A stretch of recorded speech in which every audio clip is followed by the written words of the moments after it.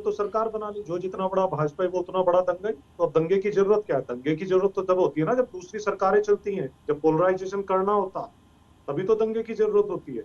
अभी देखिएगा जिस दिन हटेंगे, जब लगेगा, अभी मैं आपको बता दूं, देखिए ज्यादा दूर की बात नहीं है, अभी जब नतीजे चल रहे थे चुनाव के उससे पहले, जिस विधानसभा में मैं बैठा हूँ खुद, यहाँ के विधायक हालांकि हार चुके हैं वो इस समय, भारतीय जनता पार्टी के थे, दंगा कराने की कितनी कोशिश की, ये हमसे पूछिएगा, कभी मौका मिले तो आइएगा मेरठ में। ये क्यों कराने की कोशिश करते हैं? क्योंकि इस चीज से इनको फायदा होता है। किसी भी राज्य में आप देख लीजिए, ये कोई रॉकेट साइंस नहीं है, इसी से इनको फायदा होता है। लेकिन जिस तरह के आरोप विजय राठी जी आप लगा रहे इसीलिए हैं, इस आड़ में रहते हैं। ये सारे आरोप आप चुनावों में लगा चुके हैं, ये सारे आरोप आप चुनावों में लगा चुके हैं, पर आरोपों और तथ्यों में फर्क होता है ना। तब बुनेंगे ना ये। और रही बात है कि मैं आप एक चीज सुन रहा था आपके टीवी पे कि आप बोल रही थी कि कानून का राज है। कह रहा हूँ कि कानून का राज क्या आज स्थापित हो गया क्या? अभी जो daily newspaper, electronic print media जो भरा रहता है हत्या से, रेप से, वो क्या चीज है? उसको क्या नाम देंगे आप? उत्तर प्रदेश का ही है, उत्तर प्रदेश का ही अखबार में पढ़ता हूँ। ठीक है, आप कह रहे हैं कानून का राज स्थापित हो गया। मुझे लगता है कि मतलब मर्डर को, हत्या को अब आसान लिया जाता है इस उत्तर प्रदेश में। अगर 22 साल की लड़की मार दी जाती है पुलिस द्वारा, उस पर कहीं चर्चा नहीं है, एक छोटी सी खबर बनाकर के उस पर खत्म कर दिया, उस पर कहीं डिबेट नहीं चल रहा। क्या इतना आसान? प्रोफेसर विजय राठी, कल ही न्यूज 18 ने उस पर डिबेट किया है। 1 घंटे मैंने खुद ने डिबेट किया है और मैंने शो की शुरुआत में ही आपसे कह दिया था, आप एक बार अपनी पार्टी के दूसरे प्रवक्ताओं से बात कीजिए, आपको समझ में आएगा कि वो भी बतौर गेस्ट हमारी इस डिबेट में शामिल थे। उसका रेगुलर फॉलोअप हम दिखा रहे हैं। लेकिन मैं आपके इस आरोप पर कोई सफाई नहीं दे रही हूँ, लेकिन मैं बता रही हूँ कि जो खबरें हैं वो खबरों की तरह चलती हैं और कम से कम न्यूज 18 फैक्ट को फैक्ट की तरीके से दिखाता है। चलिए ठीक है, आपने जो आरोप लगाए उस पर डॉक्टर समीर सिंह अब जवाब देंगे। डॉक्टर समीर सिंह अब जवाब देंगे। नहीं, आपने कई सारे आरोप लगाए कानून व्यवस्था को लेकर, आपने जिक्र किया कि अखबार पट्टे पड़े, एक बार उस पर जवाब ले लीजिए। 1 घंटा डिबेट किया तो कानून व्यवस्था बेहतर कैसे? हमको लगता है कि सपा के प्रवक्ता ये भूल जाते हैं कि जब आरोप लगाते हैं तो पहले अपनी तरफ भी देखना चाहिए। दंगों की बात कर रहे थे, दंगाइयों की बात कर रहे थे, मुजफ्फरनगर का दंगा ये भूल गए। सबसे बड़ा दंगा उत्तर प्रदेश का मुजफ्फरनगर का दंगा समाजवादी पार्टी की सरकार में हुआ था। और सबसे बड़े बलात्कारी गायत्री प्रजापति, दोनों चीजें जिसको जेल हुई हमारी सरकार में, सजा हो गई है, वो गायत्री प्रजापति इनका लाडला था जिसको अखिलेश यादव बचा रहे थे। हमने किसी को बचाया नहीं है। हमारी सरकार में सबके खिलाफ कार्रवाई हुई है। अगर कहीं घटना हुई है तो सख्त से सख्त कार्रवाई हुई है। और ये जिस दंगे की बात कर रहे हो, आपकी पार्टी दंगों की पार्टी है राठी साहब।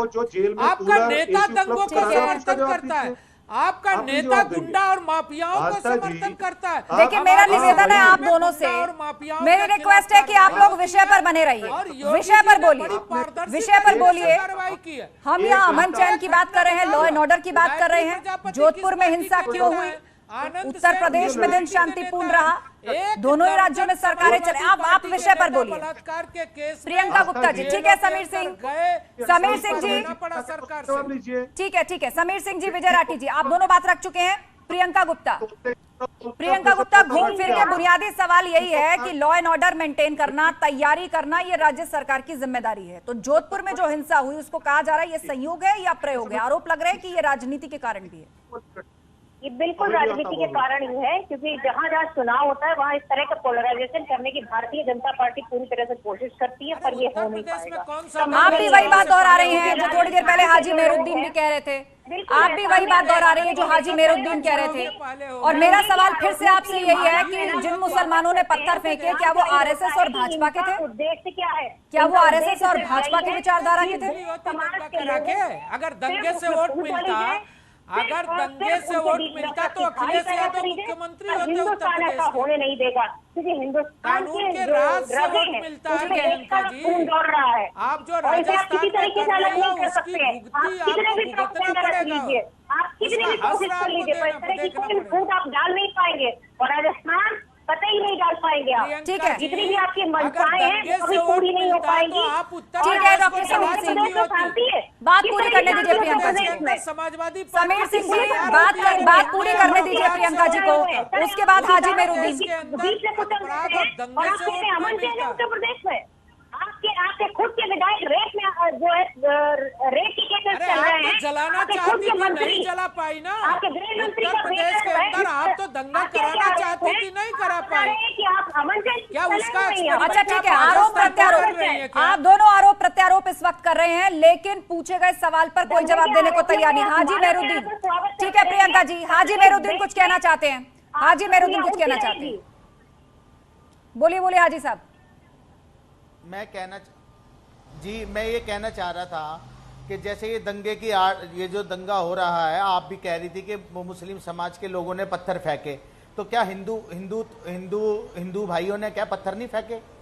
आपको सिर्फ मुसलमान जब नजर किसी आते के ऊपर कोई पत्थर चलाएगा तो अपने बचाव में क्या करेगा, सिर आगे कर देगा? मैडम पहले बात सुनिए, कमाल की बात कर रहे हैं हाजी साहब आप। हाजी साहब, किसी पर कोई पत्थर चलाएगा तो क्या कोई दूसरा अपना सिर आगे कर देगा? आप कम्युनिटी की बात भूल जाइए, आप ये भूल जाइए कौन मुसलमान था कौन हिंदू था। एक आदमी ने दूसरे पर पत्थर मारा तो क्या वो अपना सिर आगे कर दे? कैसी बात कर रहे हैं आप? कार्रवाई हुई अरे मैडम, मैं बताना चाह रहा हूं आपको, खरगोन में दंगा हुआ, दोनों तरफ से हुआ, मगर कार्रवाई सिर्फ मुस्लिमों पे हुई, उन्हीं के घर तोड़े गए। ऐसा क्यों? दिल्ली में हुआ, दिल्ली में दंगा कराया गया, मगर दिल्ली में भी मुस्लिमों के मकान तोड़े गए। सवाल तो इसी बात का चला है। रखा। मुझे एक बात बताइए हाजी साहब, क्यों रखते हो? आपको हर जगह मुसलमानी विक्टिम नजर आते हैं, और जो आपको हर जगह मुसलमानी पाक साफ नजर आते हैं। एक राज्य है, वहाँ का कानून काम कर रहा है, जांच होती है, जांच में जो दोषी पाया जाता है, जिसका दोष साबित होता है, सबूत उसके खिलाफ होते हैं, उस पर कार्रवाई होती है।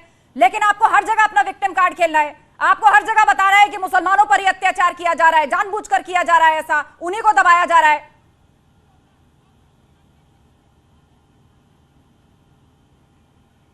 इनसे बीजेपी से क्या एक तरफा कार्रवाई क्या हुई? क्या पत्थर एक तरफा चले थे?